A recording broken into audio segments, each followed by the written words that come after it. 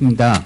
서태종 수석 부원장께서 실손의료보험 가입자 권익 제고 방안에 대해 브리핑해 주시겠습니다. 여러분 안녕하십니까. 수석 부원장입니다. 무더운 여름 잘 보내시고 또 휴가는 다녀오셨는지 모르겠습니다. 오늘 여러분들께 설명드릴 내용은 예고해드린 대로 실손의료보험 가입자 권익 제고 방안입니다. 배포된 자료를 중심으로 쭉 설명드리겠습니다. 이 과제 역시 우리 금융감독원이 지금 추진하고 있는 국민체감 20대 금융관행개혁 과제의 하나입니다. 현재 3천만 명 이상의 국민이 가입하고 있는 실손의료보험과 관련하여 그동안 제기됐던 금융소비자 민원이나 그리고 보험금 지급 분쟁 사례 등을 전면 조사해서 실손의료보험 가입자의 권익을 제고하는 방향으로 개선 방안을 마련해서 추진하고자 하는 것입니다. 자료 2페이지 현황 및 문제점 설명드렸습니다.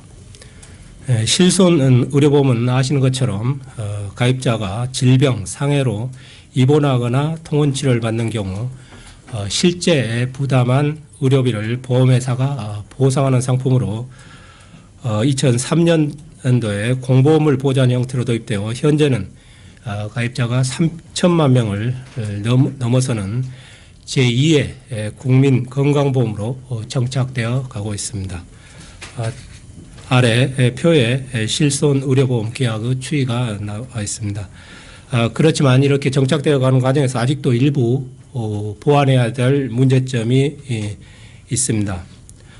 일부 보험금 지급 기준이 명확하지 않는 부분이라든가 또 실손보험 중복가입에 따른 소비자 피해가 아직도 남아있으며 또 보험금 청구 절차 등 소비자들이 다소 불편한 점이 아직도 남아있습니다. 그래서 앞으로 이제 가입자 권익 제고 방안을 저희가 마련했습니다. 3페이지 되겠습니다. 먼저 기본 방향 말씀드렸습니다. 실손의료보험이 국민의 신뢰 속에 명실상부한 제2의 국민건강보험으로 자리매김할 수 있도록 제도와 관행을 혁신하고자 합니다.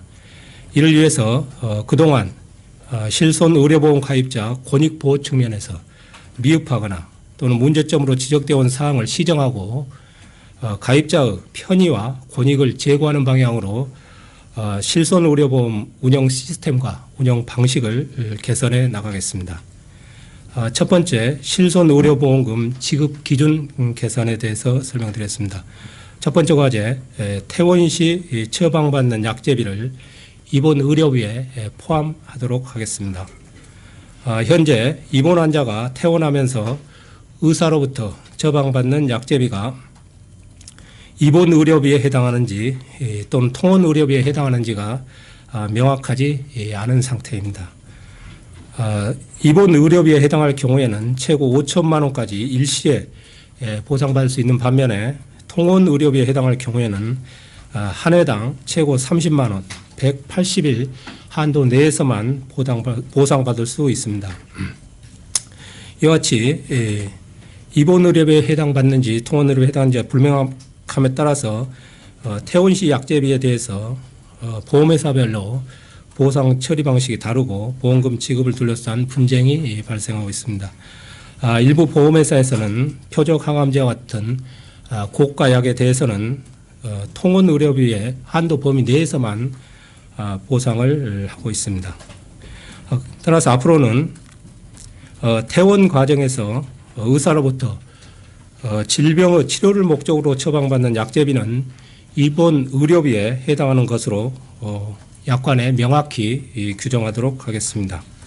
이렇게 되면 표적 항암제와 같은 고가 약제비에 대한 실손의료보험 가입자 부담이 경감되고 약제비 보험 지급과 관련한 분쟁도 감소할 것으로 기대됩니다. 4페이지 설명드렸습니다. 두 번째 과제는 일부 정신과 질환을 실손의료보험 보장 대상으로 추진하도록 하겠습니다. 정신과 질환의 경우 진단이 주로 환자의 진술과 행동 등에 의존하고 또 증상도 점진적으로 진행되기 때문에 정확한 발병 시점을 확인하기 어려운 문제점 등이 있어서 현재 실손의료보험 보장 대상에서 제외되고 있습니다. 따라서 앞으로는 증상이 비교적 명확해서 치료 목적 확인이 가능한 일부 정신과 질환의 급여 부분에 대해서는 실손의료보험의 보장 대상에 포함되도록 추진하겠습니다. 예를 들면 뇌손상 또는 뇌질환에 의한 인격 행동장애라든가 정신분열증 또는 우울증 또 불면증 또 소아청소년기 행동 정서적 장애 이러한 정신질환 등이 포함될 수 있을 것으로 저희는 판단하고 있습니다마는 보다 구체적인 포함 대상은 보험업계와 그리고 의료 전문가들과의 협의를 거쳐서 확정하도록 그렇게 하겠습니다. 다음은 1-3 과제 중복가입자에 대한 자기부담금 공제기준 명확합니다. 실손의료보험 중복가입자에게 보험금 지급 시 자기부담금 10%를 공제하고 지급하는지 여부에 대한 지급 기준이 명확하지 않은 상태입니다. 이에 따라서 보험회사들은 그동안 표준화 실손의료보험 도입 취지 등을 감안해서 중복가입자에게도 자기부담금 10%를 공제하고 보험금을 지급해 왔습니다.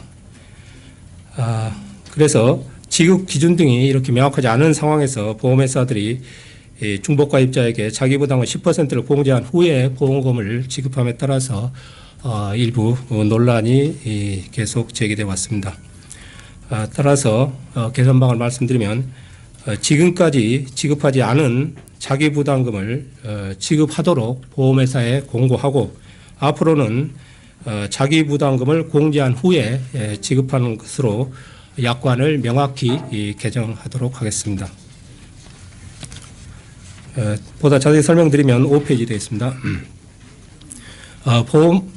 보험회사들이 약관에 명확하게 자기부담금 10% 공제 규정이 없는 상태에서 2009년 10월 이후에 실손의료보험 중복가입자에게 지급하지 않는 자기부담금 상당액에 대해서는 약관의 작성자 불이익 원칙에 따라서 가입자에게 가급적 신속히 지급하도록 공고하겠습니다.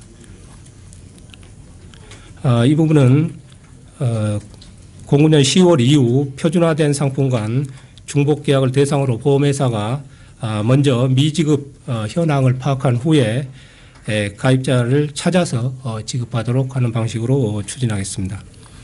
아울러서 자기부담금 도입 취지 등을 고려해서 앞으로는 실손의료보험 중복 가입자에 대해서도 자기부담을 공제하고 보험금을 지급하는 것으로 약관에 명확히 규정하도록 하겠습니다. 금년 중에 실손의료보험 표준약관을 개정해서 내년부터 시행될 수 있도록 추진하겠습니다. 다음은 실손의료보험 중복가입 등에 따른 가입자 피해 예방입니다.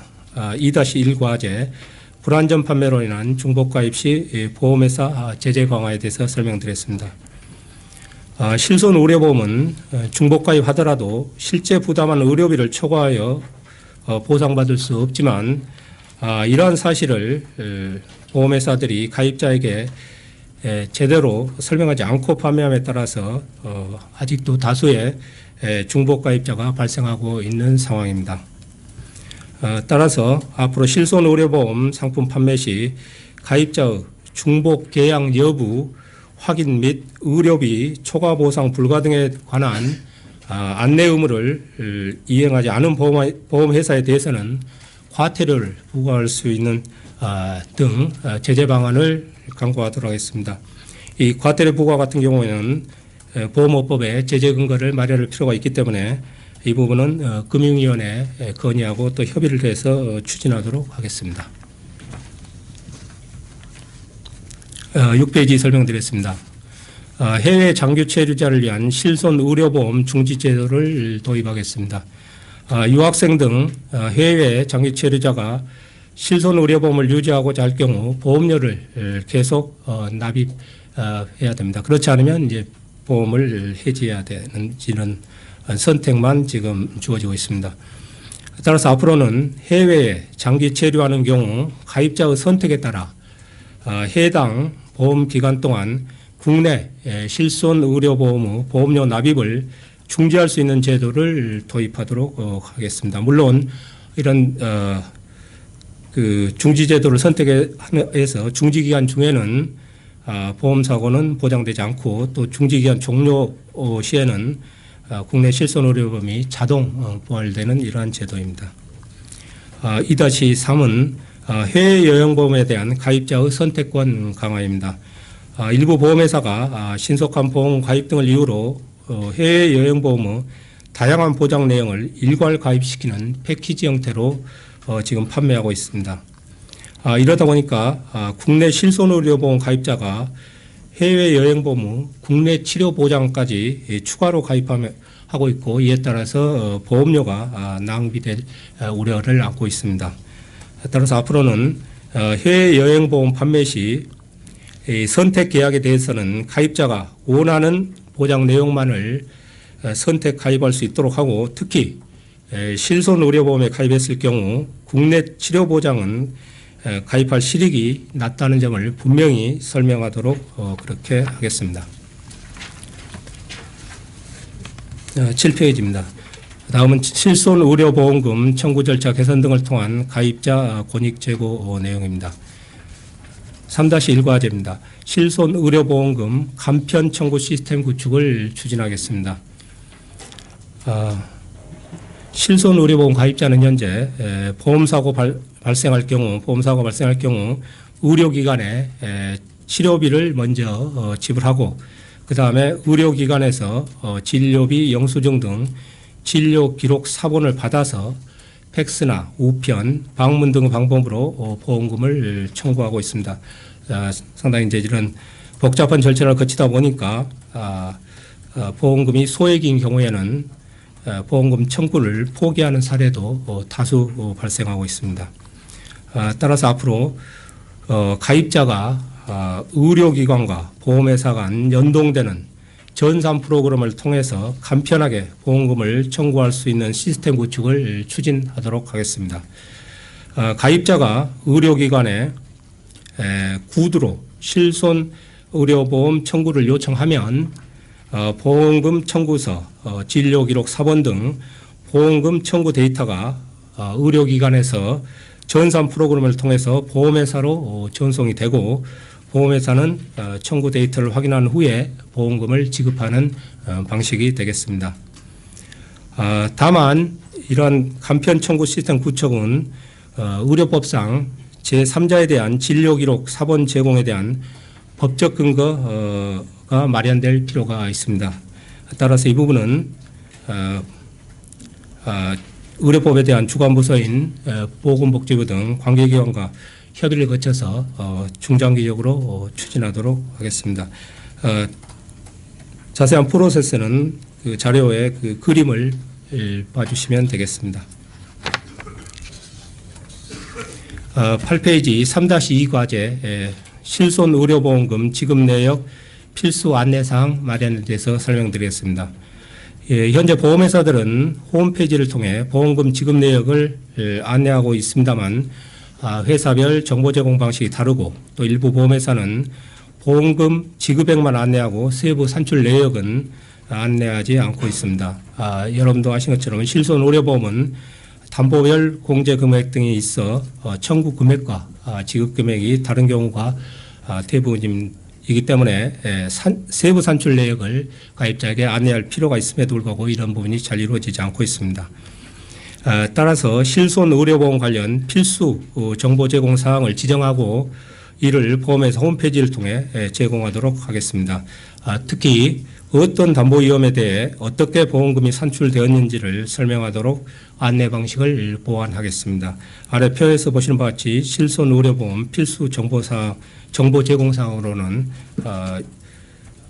표에서 기술된 내용을 참고해 주시기 바랍니다. 3-3 과제입니다. 실손 의료보험금 지급 내역 조회 서비스 제공 시스템을 구축하겠습니다. 실손 의료보험은 사실상 민영 건강보험 역할을 수행하고 있음에도 불구하고 보험금 지급 내역의 적정성을 확인할 수 있는 시스템이 지금 없는 상태입니다. 참고로 그 건강보험의 경우에는 건강보험심사평가원이 진료비 확인 서비스 제공 시스템을 구축해서 환자가 이 시스템을 통해서 부담한 비급여 진료비가 적정하였는지를 확인이 지금 가능한 그런 상태입니다.